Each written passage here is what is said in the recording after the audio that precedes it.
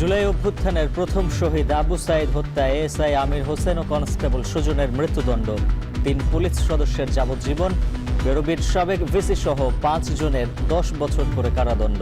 রায়ে অসন্তুষ্ট পরিবার। মৃত্যুদণ্ড হয়েছে 2 জনের।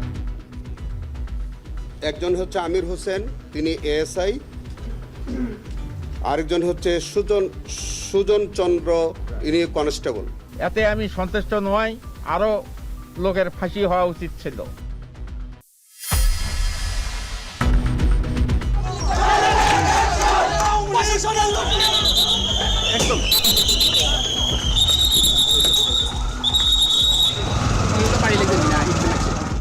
শেরপুর 3-এ ভোট কেন্দ্রে বিএনপি প্রার্থীর সমর্থকদের সাথে পুলিশের ধাওয়া পাল্টা ধাওয়া, কারচুপির অভিযোগে নির্বাচন বর্জন জামায়াত প্রার্থীর।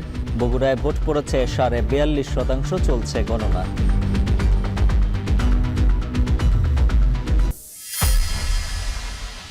সারা দেশে হাম সংক্রমণে মৃত্যু বাড়ছেই। রাজশাহী, সিলেট, বরিশালে আজও 7 শিশুর প্রাণহানি। কেবল রাজশাহীতেই মৃত্যু অর্ধশত।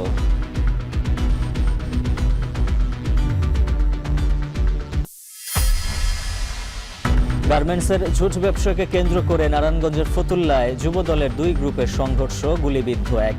নোয়াখালীতে চাঁদাবাজিকে কেন্দ্র করে হামলায় আহত বৃদ্ধের মৃত্যু।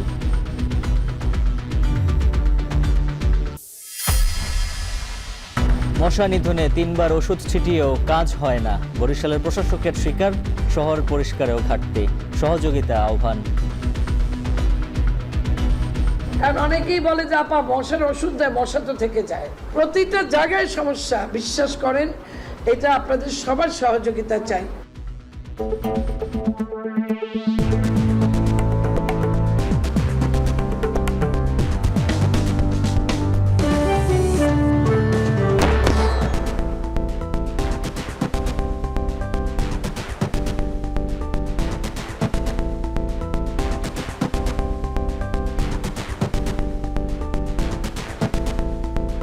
স্বাগত এখন জনপদে। পুরো আয়োজনের সঙ্গে আছে আমি উজ্জ্বল হাফিজ। জুলাই গণ অভ্যুত্থানে নিহত আবু সাইদ হত্যা মামলায় পুলিশের এএসআই আমির হোসেন ও কনস্টেবল সুজনকে মৃত্যুদণ্ডের রায় দিয়েছেন আন্তর্জাতিক অপরাধ ট্রাইব্যুনাল 2। যাবজ্জীবন সাজা দেওয়া হয় 3 পুলিশ সদস্যকে। এছাড়া বেগম রোকেয়া বিশ্ববিদ্যালয়ের তৎকালীন ভিসি হাসিবুর রশিদ ও রংপুর পুলিশ কমিশনার মনিরুজ্জামানকে দেওয়া হয়েছে 10 বছরের সাজা। রায় ঘোষণার সময় ট্রাইব্যুনাল বলেন, কিছু মানুষ সেদিন অমানুষের ভূমিকায় অবতীর্ণ হয়েছিল।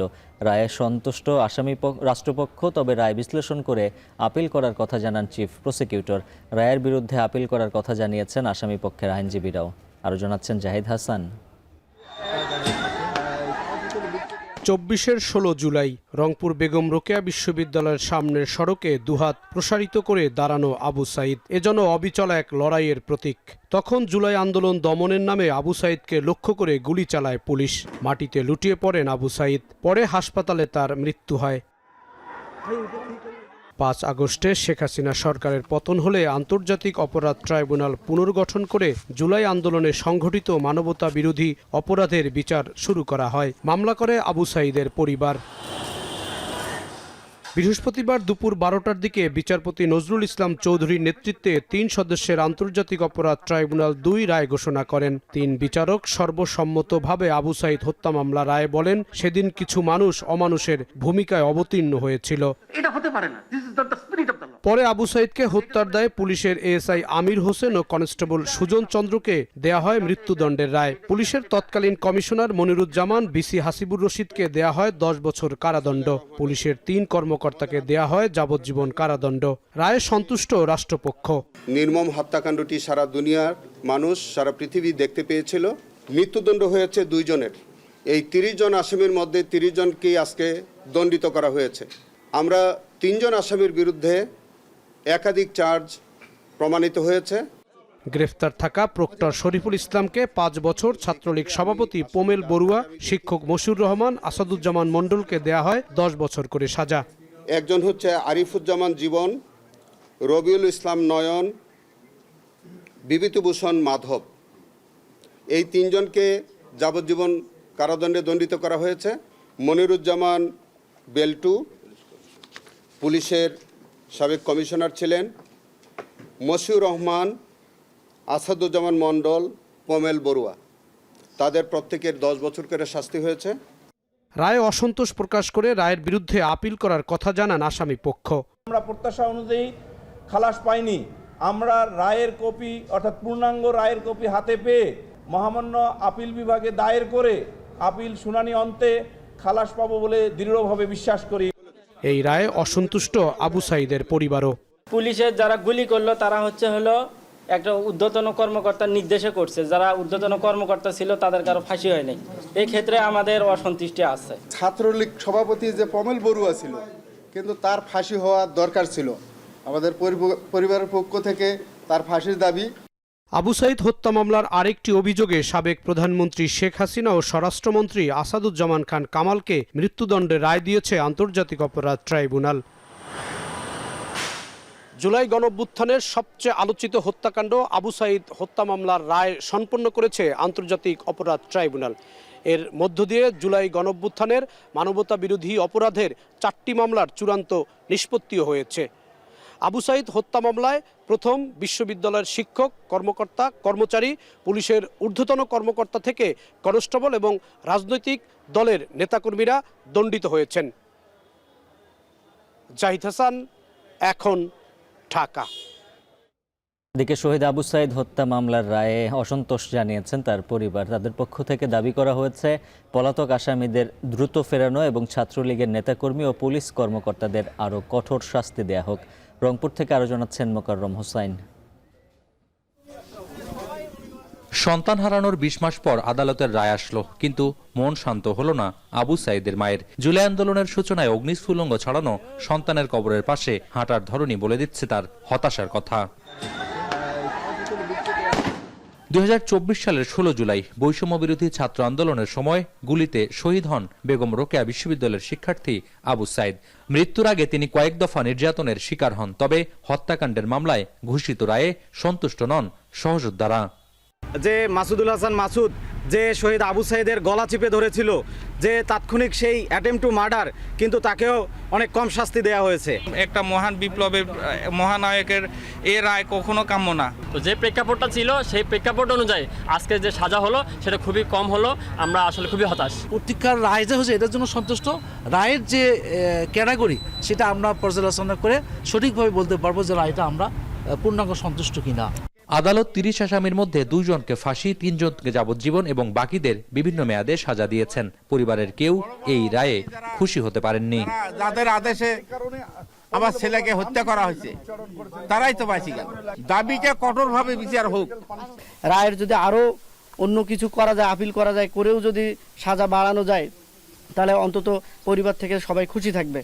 25 জনের সাক্ষ্য গ্রহণের পর বিচারিক কার্যক্রম শেষে আবু সাঈদ হত্যা মামলার রায় ঘোষণা করেছেন আদালত। রায়ে 2 পুলিশ সদস্যের মৃত্যুদণ্ড, 4 পুলিশের যাবজ্জীবন, শিক্ষক, ছাত্রলীগ নেতাদের 3 থেকে 10 বছর আর প্রক্টরের 5 বছরের কারাদণ্ড দেয়া হয়েছে। পরিবার চাইছে নির্যাতনকারী ছাত্রলীগ নেতাকর্মী ও হুকুমদাতা পুলিশ কর্মকর্তাদের কড়া শাস্তির জন্য উচ্চ আদালতেও যাবেন তারা।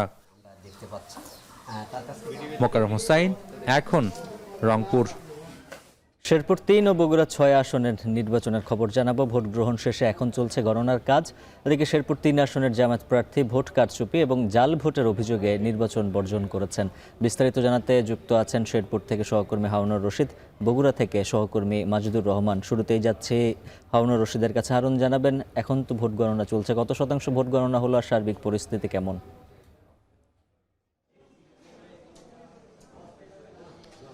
উজ্জ্বল, ময়মনসিংহে শান্তিপূর্ণভাবেই শেষ হয়েছে আজকের শেরপুর 3 আসনের যে নির্বাচন, সেই শেরপুর 3 আসনের নির্বাচন শান্তিপূর্ণভাবে শেষ হয়েছে এবং আমরা আজকে সারাদিনই বিভিন্ন ভোটকেন্দ্র পরিদর্শন করেছি। এখন বিভিন্ন যে ভোটকেন্দ্র রয়েছে সেগুলোতে কিন্তু ভোট গণনার কাজ চলছে, কোথাও শেষ হয়েছে। এবং আমরা যে ভোটকেন্দ্রটিতে আছি এটি হচ্ছে আকবরিয়া পাইলট ইনস্টিটিউট।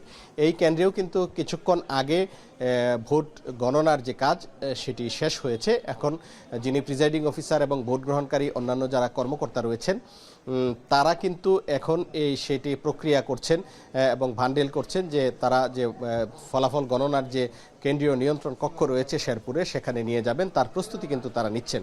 এর আগেও আমরা দুটি কেন্দ্র দেখে এসেছি, সেগুলোতেও ভোট গণনার কাজ শেষ হয়েছে এবং আমরা যদি বলি যে শান্তিপূর্ণভাবেই ভোট গ্রহণ শেষ হয়েছে এখন পর্যন্ত, দু একটি অপ্রীতিকর ঘটনা ছাড়া। আমরা দেখেছি যে শেরপুর যে শ্রীবর্দী সরকারি কলেজ রয়েছে, সেই কলেজ কেন্দ্রে কিছুটা বিশৃঙ্খলা হয়েছে, পুলিশের সাথে বিশৃঙ্খলাকারীদের ধাওয়া পাল্টা দেওয়া হয়েছে, একজন পুলিশ সদস্য আহত হয়েছে আমরা দেখেছি। এবং আমরা এখন যে কেন্দ্রটিতে রয়েছে এই কেন্দ্র থেকে জাল ভোট দেওয়ার অভিযোগে দুজনকে আটক করা হয়েছে, এটিও আমরা দেখেছি। তবে আজকে কিন্তু কিছু বেলা 3:15 দিকে জামাতের যিনি প্রার্থী রয়েছেন মাসুদুর রহমান, তিনি শ্রীবর্দীর যে উত্তরবাজারের জামাত কার্যালয় রয়েছে সেই কার্যালয়ে সংবাদ সম্মেলন করে ভোট বর্জনের ঘোষণা দিয়েছেন এবং তিনি বলেছেন যে জাল ভোট, কারচুপি এবং বল প্রয়োগের মাধ্যমে তার যে এজেন্ট রয়েছে তাদেরকে বের করে দেওয়া হয়েছে, যার কারণে তিনি নির্বাচন থেকে সরে দাঁড়িয়েছেন এবং ভোট গ্রহণের যে কার্যক্রম সেটি বর্জন করেছেন। এবং এর প্রেক্ষিতে কিন্তু কিছুক্ষণ আগে বিএনপির যিনি প্রার্থী রয়েছেন মাহমুদুল হক রুবেল, তিনি দলীয় কার্যালয়ে সংবাদ সম্মেলন করেছেন। তিনি যেটি বলেছেন যে জামাতের প্রার্থী আগে থেকেই বুঝতে পেরেছিলেন যে তিনি পরাজয় বরণ করবেন, এটি জেনেই কিন্তু তিনি পূর্ব পরিকল্পনা অনুযায়ী নির্বাচন থেকে সরে দাঁড়িয়েছেন এই নির্বাচনটিকে বিতর্কিত করার জন্য। এবং জামাতের প্রার্থী ভোট গ্রহণের ক্ষেত্রে যেসব অভিযোগ করেছেন, জাল ভোট, বল প্রয়োগ বা এজেন্টদের বের করে দেয়া, এবং এই প্রসঙ্গে বিএনপির প্রার্থী যেটি বলেছেন যে এটি কখনো আজকে যে নির্বাচন হয়েছে এটি হয়নি এবং যে অভিযোগগুলো করা হয়েছে সেগুলো ভিত্তিহীন। তো এই ছিল আমার কাছে শেরপুরের শ্রীবর্দী থেকে সর্বশেষ। এবারে জানবো বরগুড়ার চিত্র। মাজিদুর রহমান যুক্ত আছেন। মাজিদ, জানাবেন 42% তো ভোট পড়েছে, ভোট গণনার কাজ কতটুকু এগুলো? হ্যাঁ উজ্জ্বল, সকাল থেকে যে ভোট শুরু হয়েছিল 7:30 থেকে, সেটা কিন্তু সুষ্ঠু এবং শান্তিপূর্ণভাবে কিন্তু 4:30 পর্যন্ত চলছে। এরপরে কিন্তু ভোট গণনা কাজটি শুরু হয়েছে এবং ভোট গণনা কাজ ইতিমধ্যে 150টি যে কেন্দ্র রয়েছে সবগুলো কেন্দ্রে ভোট গণনা হয়েছে। তবে এই গণনার পর, মানে সেন্টারে গণনার পর এই ভোটগুলো এখানে যে রিটার্নিং অফিসার, জেলা নির্বাচন অফিসার অফিসে সেখানে কিন্তু আসতে শুরু করেছে।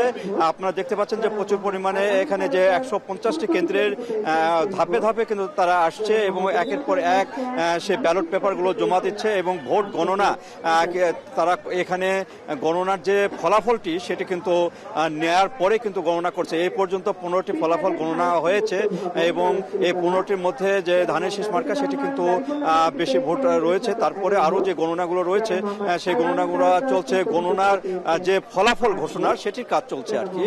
আর এই যে মালামালগুলো সেখানে কিন্তু চলে আসছে এবং হয়তো আশা করা যাচ্ছে 7টার দিকে, 7টা-8টার মধ্যে কিন্তু সম্পূর্ণ ফলাফল এখানে গণনা সম্পূর্ণ হবে এবং ফলাফল দেওয়া হবে বলে এখানে জেলা যে রিটার্নিং অফিসার তিনি বলছেন। আর এই যে ভোট সেটি কিন্তু একটি উপনির্বাচন ছিল, যেখানে বর্তমান প্রধানমন্ত্রী তারেক রহমান এখানে বিপুল ভোটে জয়ী হয়েছিলেন। তারপরে তিনি ঢাকা 17 আসন থেকে শপথ নেওয়ার পরে এই আসনটি খালি হয়। তারপরে কিন্তু এই উপনির্বাচনে মোট 3 জন প্রার্থী কিন্তু প্রতিদ্বন্দ্বিতা করেছিল। এখানে বিএনপির রেজাল করিম বাদশাহ, ধানের শীষ মার্কা, এখানে জামাতের যিনি আবেদুর রহমান সোহেল এবং আরেকজন রয়েছে বাংলাদেশ ডেভেলপমেন্ট পার্টি, তিনি রয়েছেন আল আমিন, তিনিও এখানে নির্বাচন করেছেন এবং সবাই বলেছেন যে সুষ্ঠু এবং শান্তিপূর্ণভাবে ভোট হয়েছে এবং কিছুক্ষণ পরেই যে ফলাফল ঘোষণা হবে তার মাধ্যমে হয়তো সংসদ সদস্য এখানে নির্বাচিত হবে। তো এই ছিল আমার কাছে উজ্জ্বল বগুড়া যে উপনির্বাচন তার ফলাফলের যে সর্বশেষ কি পরিস্থিতি তার সর্বশেষ। বগুড়া এবং শেরপুরের উপনির্বাচনের খবর জানাচ্ছিলেন সহকর্মীরা। এদিকে শেরপুর 3 আসনের নির্বাচনে ভোট গ্রহণে ব্যাপক কারচুপি, জাল ভোট, বল প্রয়োগ, এজেন্টদের বের করে দেয়া এবং মারধরের অভিযোগে নির্বাচন বয়কট করেছেন জামায়াতের প্রার্থী মোহাম্মদ মাসুদুর রহমান। বৃহস্পতিবার বেলা 3:15টায় শ্রীবর্দী উপজেলা সদরের উত্তরবাজারে উপজেলা জামায়াত কার্যালয়ে সংবাদ সম্মেলনে তিনি ভোট বর্জনের ঘোষণা দেন। এ সময় তিনি বলেন, দলীয় সরকারের অধীনে কোনো সুষ্ঠু নির্বাচন সম্ভব নয়, তার একটি জ্বলন্ত প্রমাণ শেরপুর 3 আসনের নির্বাচন। একটা দলীয় সরকারের অধীনে একটা নির্বাচন সুষ্ঠু হয় এটা কখনোই সম্ভব নয়। সারা বাংলাদেশে 2টি মাত্র কেন্দ্র, তার মধ্যে শেরপুর 3 আসনে 1টি মাত্র কেন্দ্র, এই 1টি কেন্দ্রকেও সুষ্ঠু নির্বাচন করা সম্ভব হলো না। তাহলে দলীয় সরকারের অধীনে নির্বাচন সুষ্ঠু হবে এটা কখনোই সম্ভব নয়। বেড়েই চলেছে দেশে হামের সংক্রমণ ও মৃত্যু। রাজশাহী, বরিশাল ও সিলেটে আজও মারা গেছেন মোট 7 শিশু। এদিকে স্বাস্থ্য অধিদপ্তরের হিসেবে সকাল 8টা পর্যন্ত 24 ঘন্টায় মৃত্যু হয়েছে 6 জনের। বিস্তারিত প্রতিবেদনে। সারা দেশে বাড়ছে হামে আক্রান্ত হয়ে শিশু মৃত্যুর সংখ্যা। স্বজনদের চোখের পানি আর হাহাকারে ভারী হয়ে আছে হাসপাতালগুলো। রাজশাহীতে সকাল 11টা পর্যন্ত পাওয়া তথ্য মতে গত 24 ঘন্টায় হামের উপসর্গ নিয়ে মারা গেছে 4 জন। এ নিয়ে জেলাটিতে মোট মৃত্যু দাঁড়িয়েছে 50 জনে। একই সময়ে নতুন ভর্তি হয়েছে 27 জন এবং বর্তমানে চিকিৎসাধীন রয়েছে 132 জন রোগী। বরিশালে শেরেবাংলা মেডিকেল কলেজ হাসপাতালে হামে আক্রান্ত হয়ে আরও 2 শিশুর মৃত্যু হয়েছে। সর্বশেষ মৃতদের মধ্যে একজন 5 বছরের ইমাম এবং অন্যজন 9 বছরের আবু সালেহ। এ নিয়ে এই হাসপাতালে মোট মৃত্যু দাঁড়িয়েছে 4 জনের। হামের রোগী তো আসলে ডায়াগনোসিস করা হয় উপসর্গের ভিত্তিতে এবং হাই ফ্লো অক্সিজেন বা অনেক বেশি সাপোর্ট সব রোগীর লাগে না, সব রোগীর জটিল অবস্থায় যায় না। তো সেক্ষেত্রে জেলা সদর হাসপাতাল, যেখানে প্রায় সব সদর হাসপাতালেই শিশু কনসালটেন্ট আছে। এদিকে সিলেটে হামের উপসর্গ নিয়ে সর্বশেষ তথ্য মতে 1 শিশুর মৃত্যু এবং নতুন করে 36 জন ভর্তি হয়েছেন বিভিন্ন হাসপাতালে।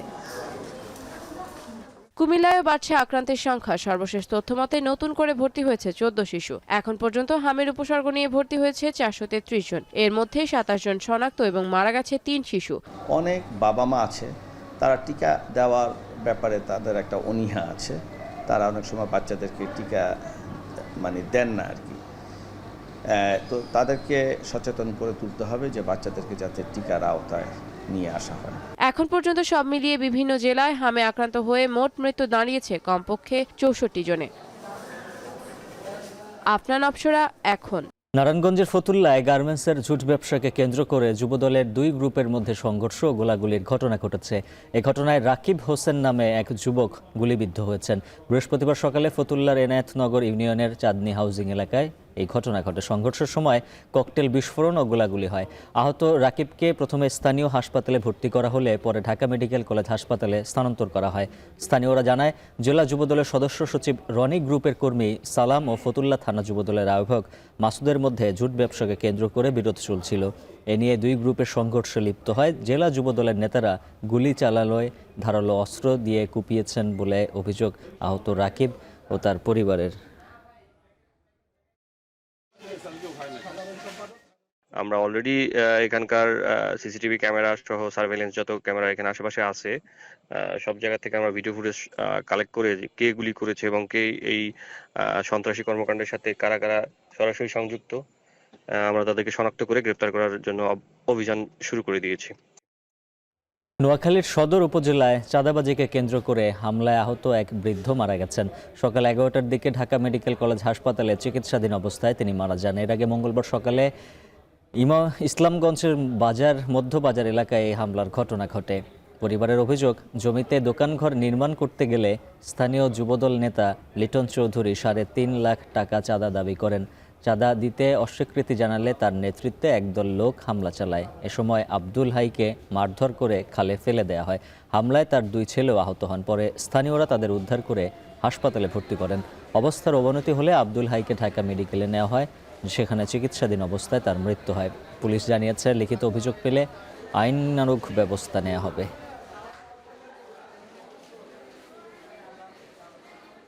সাভারের আশুলিয়ায় একটি পোশাক কারখানায় শ্রমিক ছাঁটাইয়ের প্রতিবাদে মানববন্ধন ও বিক্ষোভ মিছিল করেছেন ভুক্তভোগী শ্রমিকরা। সকাল 11টার দিকে বাইপাইল আবদুল্লাপুর সড়কে বাইপাইল মোড় এলাকায় এই কর্মসূচি পালন করা হয়। শ্রমিকরা জানান, 19 মার্চ তাদের ছাঁটাই করা হয়। পরে 5 এপ্রিল আলোচনার মাধ্যমে 9 এপ্রিল কারখানা খোলার সিদ্ধান্ত নেওয়া হলেও কাজে যোগ দিতে গিয়ে আবারও কিছু শ্রমিককে চাকরিচ্যুত করা হয়। এছাড়া কিছু কর্মীর বিরুদ্ধে অর্থ আদায় ও নারী শ্রমিকদের হয়রানির অভিযোগ ওঠে। বক্তারা দাবি করেন, অবিলম্বে ছাঁটাই বন্ধ, চাকরিচ্যুতদের পুনর্বহাল এবং সব ধরনের হয়রানি বন্ধ করা হোক। অন্যথায় কঠোর কর্মসূচি গ্রহণের হুঁশিয়ারি দিয়েছেন তারা। বরিশাল সিটি কর্পোরেশনের নতুন প্রশাসক অ্যাডভোকেট বিলকিস আক্তার জাহান শিরিন বলেছেন, দায়িত্ব নেয়ার পর তার নিজ বাসায় 3 বার মশার ওষুধ দেওয়া হয়েছে, যা কার্যকর নয়। তিনি জানিয়েছেন, সব ওয়ার্ডে নিয়মিতভাবে মশার ওষুধ বিতরণ করতে হবে। দুপুরে শেরেবাংলা মেডিকেল কলেজ হাসপাতালের মিলনায়তনে বক্তৃতায় প্রশাসক আরও বলেন, শহরের অব্যবস্থাপনা, ময়লা আবর্জনা, পরিষ্কার পরিচ্ছন্নতার ঘাটতি দেখা গেছে। তিনি হাসপাতালের ডাক্তার, নার্স ও কর্মচারীদের দায়িত্ব ঠিকভাবে পালনের জন্য অনুরোধ জানান। প্রশাসক সকলকে বরিশালকে সুন্দর ও পরিচ্ছন্ন শহর হিসেবে গড়ে তোলায় সহযোগিতা করার আহ্বান জানান। এ সময় হাসপাতালের পরিচালক, প্রিন্সিপাল, ড্যাব নেতা, নার্স ও অন্যান্য কর্মকর্তা কর্মচারীরা উপস্থিত ছিলেন। 30টা ওয়ার্ডে মশার ওষুধ যাবে যেন মশা মারা যায়। আর অনেকেই বলে যে আপা মশার ওষুধ দেয়, মশা তো থেকে যায়, তাহলে সেখানেও আমার প্রবলেম আছে। প্রতিটা জায়গায় সমস্যা, বিশ্বাস করেন এটা আপনাদের সবার সহযোগিতা চাই। এটা যদি আমরা প্রত্যেকের যার যার চিন্তা থেকে, মনন থেকে করি, অবশ্যই বরিশালকে আমরা সুন্দর করতে পারবো। এ বিষয়ে আরো বিস্তারিত জানবো। বরিশাল থেকে যুক্ত আছেন সহকর্মী অমিত হাসান। অমিত, নতুন প্রশাসকের বক্তব্য আমরা শুনছিলাম, বক্তব্যের পর পরিস্থিতির কতটা উন্নতি হলো আর মশার ওষুধ কতটা কার্যকর, সিটি কর্পোরেশন পদক্ষেপ নিচ্ছে কিনা? উজ্জ্বল, একটু জানিয়ে রাখি, বরিশালে প্রতিনিয়তই কিন্তু মশার উপদ্রব বাড়ছে এবং বরিশালের যে এলাকাগুলো রয়েছে বিভিন্ন এলাকায় আমরা দেখেছি যে মশার উপদ্রব বাড়ছে এবং এই সন্ধ্যার সময় কিন্তু মশার উপদ্রবটা সবচেয়ে বেশি হয় বলছেন নগরবাসী। এবং নগরবাসী বলছেন যে প্রায় সময়ই প্রতিদিনই কিংবা মাঝে মাঝেই এখানে মশার ওষুধ দেওয়া হয়, কিন্তু মশা আসলে নিধন হচ্ছে না এবং প্রতিনিয়তই কিন্তু তারা এই মশায় আক্রান্ত হচ্ছেন এবং মশার কামড়ে আসলে তাদের বাচ্চারা যারা রয়েছে তারাও কিন্তু বিভিন্ন ধরনের অসুখ বিসুখে আক্রান্ত হচ্ছেন। এবং একটু জানিয়ে রাখি, বরিশাল বিভাগে চলতি বছরেও দেখা গিয়েছে এখন পর্যন্ত 468 জন রোগী কিন্তু ডেঙ্গুতে আক্রান্ত হয়েছে এবং বর্তমানে 23 জন রোগী বিভাগে ভর্তি রয়েছে। এবং নগরবাসী বলছেন এইভাবে যদি চলতে থাকে তাহলে ডেঙ্গুতে আক্রান্ত সংখ্যা বাড়বে এবং তারা এই নিয়ে খুব আশঙ্কায় রয়েছেন। এবং সিটি কর্পোরেশন বলছে যে প্রতিদিনই তাদের 5টি ওয়ার্ডে কিন্তু মশক নিধনের যে কার্যক্রম সেটি চলমান রয়েছে। 42 জন কর্মী প্রতিদিন 5টি ওয়ার্ডে, 3টি ওয়ার্ডে ফগার মেশিনের মাধ্যমে তাদের যে কার্যক্রম সেটি পরিচালনা করছে এবং 2টি হ্যান্ড স্প্রের মাধ্যমে দিনের বেলা যেই মশা নিধনের কর্মসূচি সেটি কিন্তু চলমান রয়েছে। তবে সিটি কর্পোরেশনের যিনি প্রশাসক রয়েছেন তিনি বলছেন যে প্রতিদিন যাতে এই কার্যক্রমটি অব্যাহত থাকে সে বিষয়ে তিনি ব্যবস্থা গ্রহণ করবেন এবং যে মশা রয়েছে কিংবা নগরবাসীর যে অসুবিধা হচ্ছে সেটি সমস্যার সমাধানে তিনি কাজ করবেন এবং এক্ষেত্রে নগরবাসী যারা রয়েছেন তাদেরকেও কিন্তু সহযোগিতার হাত বাড়িয়ে দিতে বলা হয়েছে। এবং বরিশাল নগরীতে প্রায় দেখা যায় আসলে যে ময়লা আবর্জনাগুলো রয়েছে সেগুলো রাস্তার পাশে থাকে, সেগুলো সঠিকভাবে নিয়ন্ত্রণ করা হয় না কিংবা ড্রেনেজ ব্যবস্থা সেটিও কিন্তু কিছুটা বেহাল অবস্থায় রয়েছে।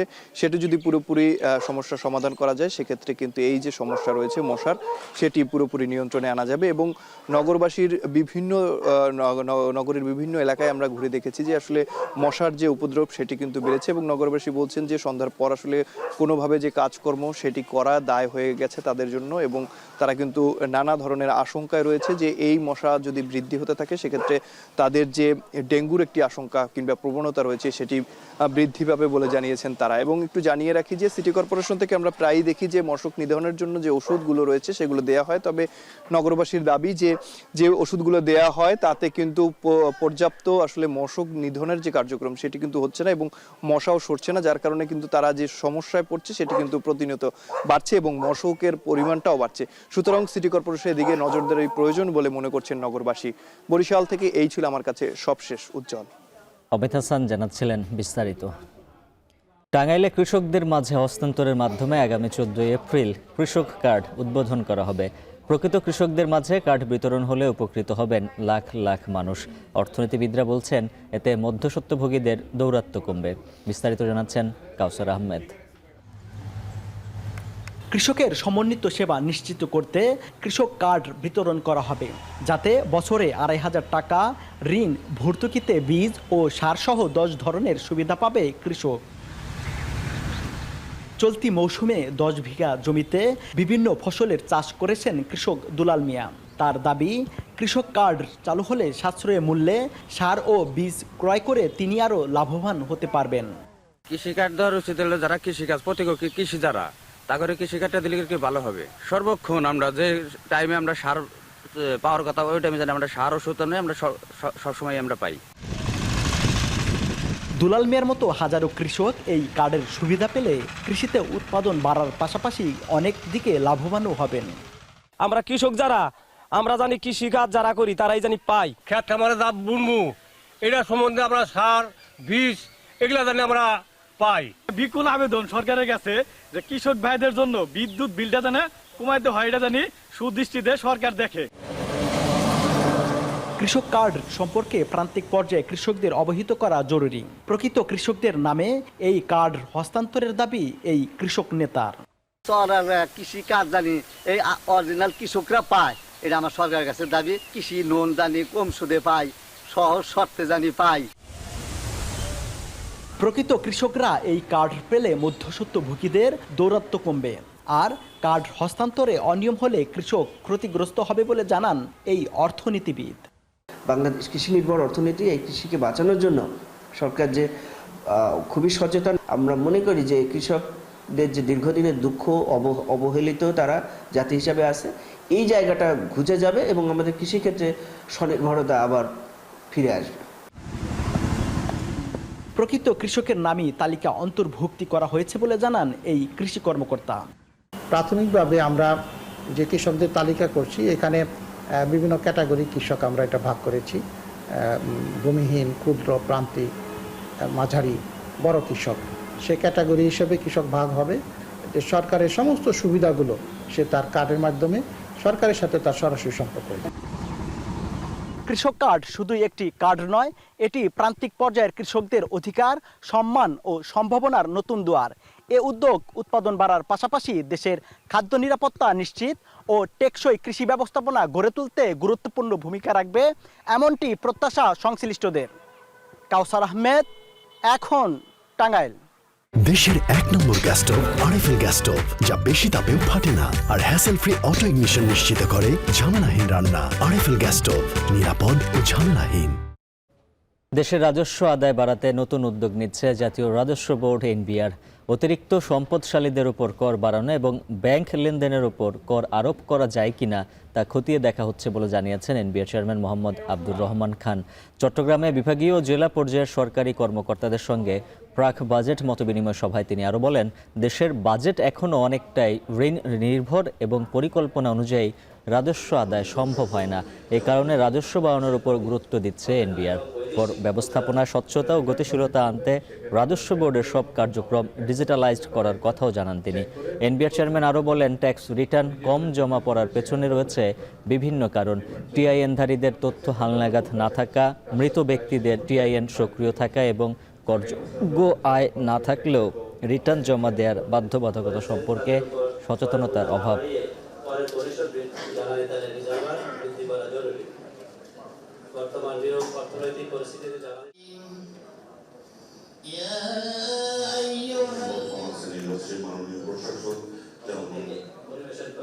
আমরা চেষ্টা করবো এগুলো যাতে রেশনালি এবং ন্যায্যতার ভিত্তিতে আমরা করতে পারি।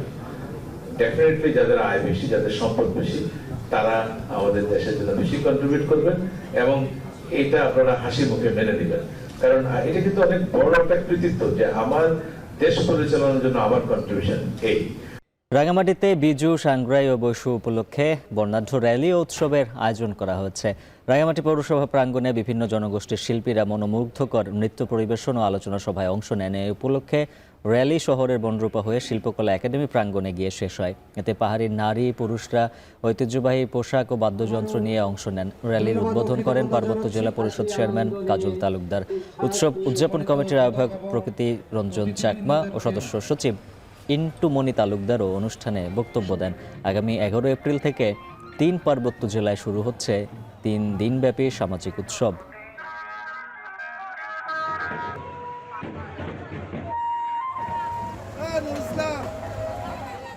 ধামরায় 1971 সালের 9 এপ্রিলের গণহত্যার স্মৃতিতে শ্রদ্ধা নিবেদন করা হয়েছে কালামপুর বধ্যভূমিতে নির্মিত স্মৃতিস্তম্ভে। সকালে ধামরাই উপজেলা প্রশাসন মুক্তিযোদ্ধা ও নিহতদের স্বজনদের সঙ্গে উপস্থিত হয়ে ফুল দিয়ে শ্রদ্ধা জানান।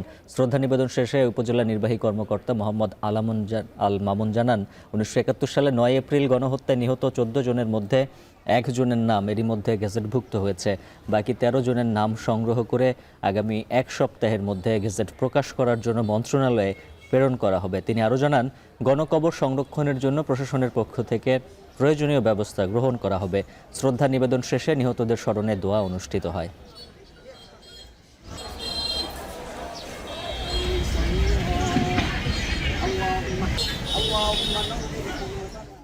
শেষ করবো এখন জনপদে, তার আগে শিরোনামগুলো জানিয়ে দিচ্ছে আরও একবার। জুলাই অভ্যুত্থানের প্রথম শহীদ আবু সাইদ হত্যা এএসআই আমির হোসেন ও কনস্টেবল সুজনের মৃত্যুদণ্ড, 3 পুলিশ সদস্যের যাবজ্জীবন, বেরোবির সাবেক ভিসি সহ 5 জনের 10 বছর করে কারাদণ্ড। রায়ে অসন্তুষ্ট পরিবার। মৃত্যুদণ্ড হয়েছে 2 জনের। একজন হচ্ছে আমির হোসেন, তিনি এএসআই, আরেকজন হচ্ছে সুজন চন্দ্র, ইনি কনস্টেবল। এতে আমি সন্তুষ্ট নই, আরো লোকের ফাঁসি হওয়া উচিত ছিল।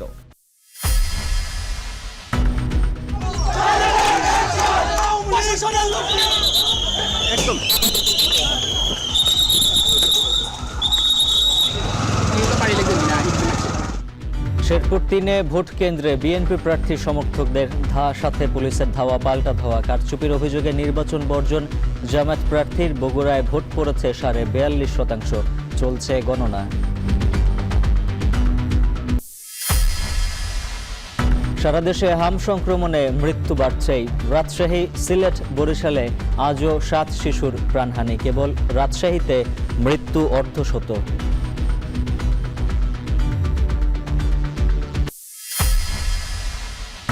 গার্মেন্টসের ঝুট ব্যবসাকে কেন্দ্র করে নারায়ণগঞ্জের ফতুল্লায় যুবদলের 2 গ্রুপের সংঘর্ষ, গুলিবিদ্ধ 1। নোয়াখালীতে চাঁদাবাজিকে কেন্দ্র করে হামলায় আহত বৃদ্ধের মৃত্যু।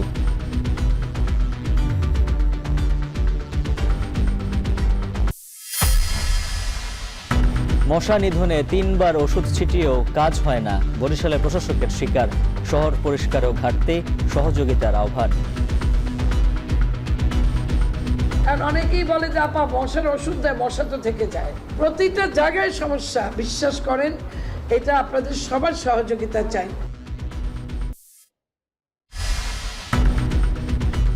আর এই ছিল এখন জনপদের আয়োজনে। এখন টেলিভিশন ওয়েবসাইটে দেখতে ভিজিট করুন এখন.টিভি, ফেসবুকে দেখুন facebook.com/tv.এখন, সরাসরি ইউটিউবে দেখুন youtube.com/c/echontv।